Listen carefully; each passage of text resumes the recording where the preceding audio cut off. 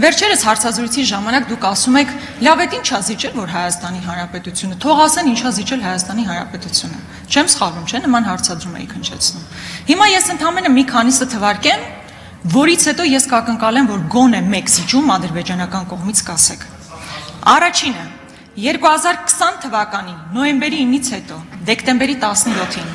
ձեր իսկ հրամանով Վաղարշակ Հարությունյանի կողմից ստորագրվում է մի փաստաթուղթ, որը մինչև այսօր նույնիսկ համարվում է պետական գաղտնիք սեփական ժողովրդից, որովհետև մնացած բոլորը գիտեն դրա մասին, չի հրապարակվել մինչև այսօր։ Այդ փաստաթղթով զորքերը մինչև 20 կիլոմետր հետ են քաշվել,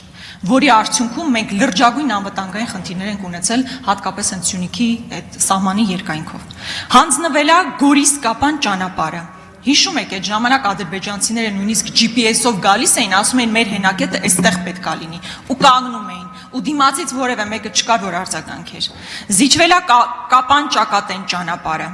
Տավուշում առանց սահմանազատման բուն գործընթացը սկսելու եւ կանոնակարգի հաստատման զիջվել են տարածքներ, որոնք անցել են ադրբեջանական վերահսկողության ներքո եւ դրա փոխարեն գոնե 1 քառակուսի կիլոմետր Հայաստանի Հանրապետության սուվերեն տարածքներ չի դեօկուպացվել։ Ինչպես ասում են, вопрос на миллион, ինչ է զիջել Ադրբեջանը։ Շնորհակալություն։ Ինչ է տեղի ունեցել, զորքերը կանգնել են Հայաստանի Հանրապետության ինքնիշխան սահմանի վրա։ Դուք ասացիք, որ անվտանգային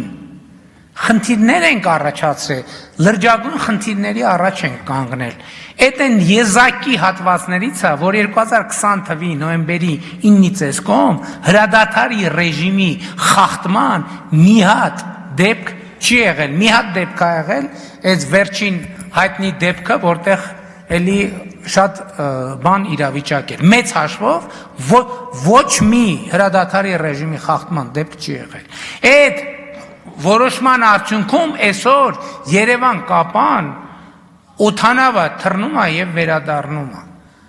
Այսինքն ես ինչի համար եմ այս օրինակը բերում։ Ասելու համար, թե ինչ նկատի ունեմ, ասելով եւ որ մի բանի մասին խոսում ենք, պետք է համոզված լինենք կամ առնվազն հոգ տանենք համոզվելու, որ հասկանում ենք, թե ինչի մասին ենք խոսում։ Որովհետեւ ձեր ասած գործողությունները չանելն է, որ բերելու էր անվտանգային մի այնպիսի հետևանքների, որի մասին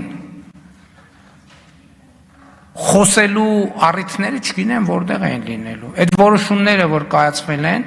կայացվել են ճիշտ, կայացվել են հիմնավոր եւ կայացվել են